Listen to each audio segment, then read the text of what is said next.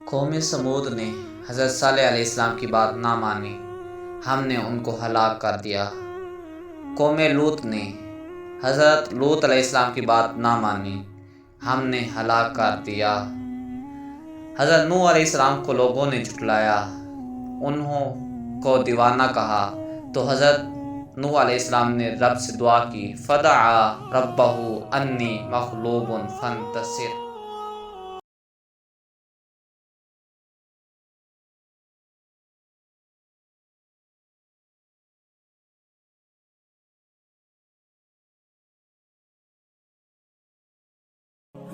السلام علیکم ورحمۃ اللہ وبرکاتہ۔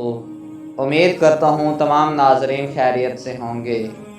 ہمارے یوٹیوب چینل میں خوش آمدید۔ جن دوستوں نے ہمارے چینل کو سبسکرائب کیا ہوا ہے ویل اینڈ گڈ، اور جن دوستوں نے ہمارے چینل کو سبسکرائب نہیں کیا ان سے ریکویسٹ ہے ہمارے چینل کو سبسکرائب کیجئے، ویڈیوز کو لائک کیجئے اور اپنے دوستوں کے ساتھ شیئر کیجئے۔ بیل آئیکن کو پریس کیجئے تاکہ نیکسٹ میں جو ویڈیو اپلوڈ کی جائے اس کا نوٹیفیکیشن آپ کو فوری طور پر مل سکے۔ آتے ہیں ویڈیو کی طرف۔ آج ہم بیان کریں گے کہ اللہ تعالیٰ نے سورۃ قمر میں کون کون سے احکامات نازل کیے ہیں۔ سورۃ قمر جو کہ 27ویں پارے میں موجود ہے، اس کی آیات کی تعداد 55 اور رکوع کی تعداد 3 ہے، اور یہ مکی سورت ہے۔ قمر چاند کو کہتے ہیں۔ اس سورت کی پہلی آیت میں قمر کا لفظ آیا ہے، اس وجہ سے اس سورت کو سورۃ القمر کہا گیا۔ غور سے دیکھا جائے تو اس سورت کا مرکزی مضمون اس بات رسالت ہے۔ اس کے علاوہ قیامت کے واقع ہونے کی دلیل اور گزشتہ قوموں کی مثالیں ہیں۔ آیت نمبر 1 سے 22 تک معجزہ شق القمر بیان کیا گیا۔ سورت کی ابتدا حضور پاک صلی اللہ علیہ وسلم کے چاند کو 2 ٹکڑے کرنے کے معجزہ سے کی گئی، جسے قرآن کریم نے شق القمر کہا۔ اس سورت مبارکہ میں حضور پاک صلی اللہ علیہ وسلم کو تسلی دی گئی کہ آپ ان ہٹ دھرم لوگوں کے مطالبہ عذاب کی کوئی پرواہ نہ کریں۔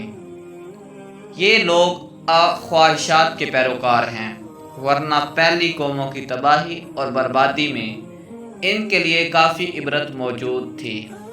یہ آپ کی پکار نہیں سنیں گے، ان کا معاملہ اب اس پکارنے والے پر چھوڑ دو جو ان کو جہنم کے لیے پکارے گا، اور اس کی پکار پر یہ لوگ قبروں سے پراگندہ ٹڈیوں کی طرح نکل کھڑے ہوں گے۔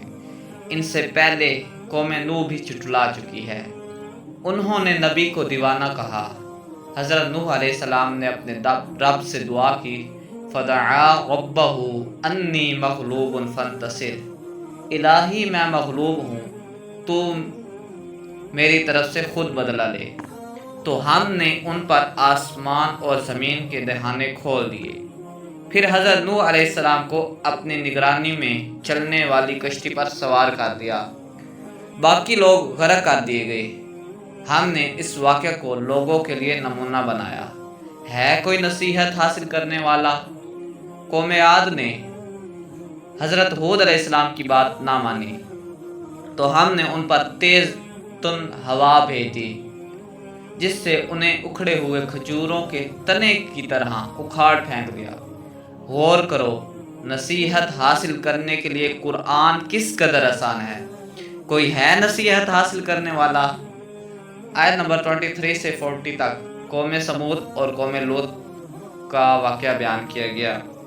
قوم سمود نے حضرت صالح علیہ السلام کی بات نہ مانی۔ یہ لوگ کہنے لگے، اس شخص میں کون سی خوبی ہے کہ ہمارے درمیان میں اس کو پیغمبر بنا لیا گیا۔ صالح علیہ السلام کو اونٹنی کا معجزہ دیا گیا، قوم کے ایک بدبخت نے اونٹنی کو ہلاک کر دیا۔ پھر فرشتے نے ایک چینخ ماری تو چورا چورا ہو کر رہ گئے۔ غور کرو، نصیحت حاصل کرنے کے لیے قرآن کس قدر آسان ہے۔ کوئی ہے نصیحت حاصل کرنے والا؟ قوم لوط نے حضرت لوط علیہ السلام کی بات نہ مانی تو ان پر پتھروں کی بارش برسائی گئی۔ یہ وہی تھے جنہیں لوط علیہ السلام نے ہماری پکڑ سے ڈرایا تھا، مگر یہ اس سے جھگڑا کرنے لگے۔ ان پر عذاب آیا، وہ ہمیشہ کے لیے ختم کر دیے گئے۔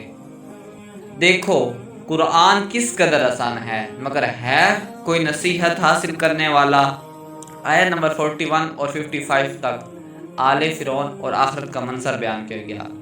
قوم فرعون کے پاس بھی ڈرانے والے پیغمبر بھیجے گئے۔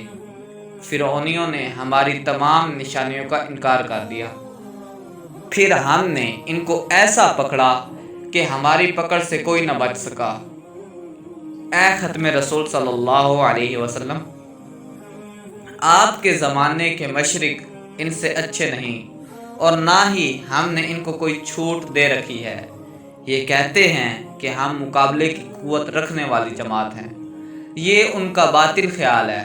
ان کی ساری جمعیت عنقریب شکست کھا جائے گی اور یہ پیٹھ پھیر کر بھاگ جائیں گے، پھر قیامت میں ان کو دھر لیا جائے گا، ان کو وہاں منہ کے بل گھسیٹا جائے گا۔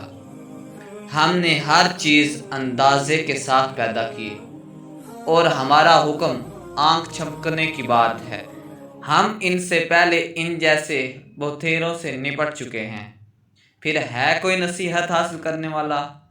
جو کچھ انہوں نے کیا، چاہے چھوٹا ہو یا بڑا، ان کے نامہ اعمال میں لکھا ہوا ہے۔ بے شک اللہ سے ڈرنے والوں باغوں اور نہروں میں ہمیشہ کی عیش کریں گے، پائیدار عزت کے مقام میں اپنے قادر مطلق مولا کے حضور بیٹھے۔